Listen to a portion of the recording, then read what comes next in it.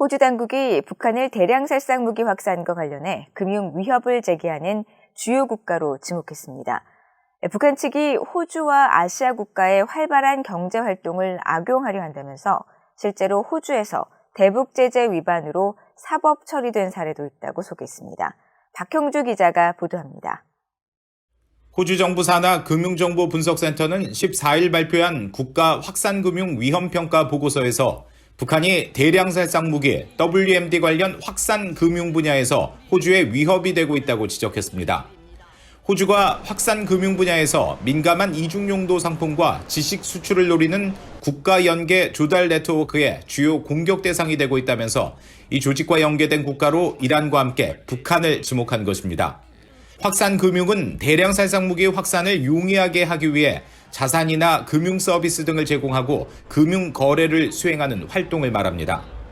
보고서는 이와 관련해 호주가 직면한 주요 위협으로 호주에 기반을 둔 기업을 활용해 확산 자금을 조달하거나 제재를 우회하려는 시도를 꼽았는데 특히 호주 기업들이 북한 연계 기업과 합작해 제재를 위반하는 사례가 있다고 지적했습니다.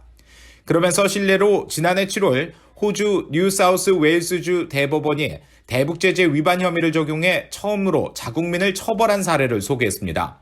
당시 법원은 호주의 여러 유령 회사를 만들고 북한을 대리해 미사일 관련 기술에 사용되는 석탄과 광물, 원유 등을 거래하는 데 활용한 혐의로 기소된 한국계 호주인에게 대북제재 위반 혐의로 징역 3년 6개월을 선고했다는 것입니다.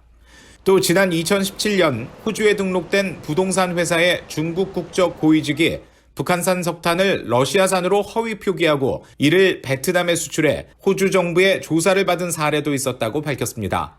보고서는 또 호주가 아시아 국가들과 긴밀한 경제관계를 맺고 있는 가운데 호주와 아시아 간 무역 금융 네트워크가 북한의 확산 금융 활동에 악용될 우려가 있다고 밝혔습니다.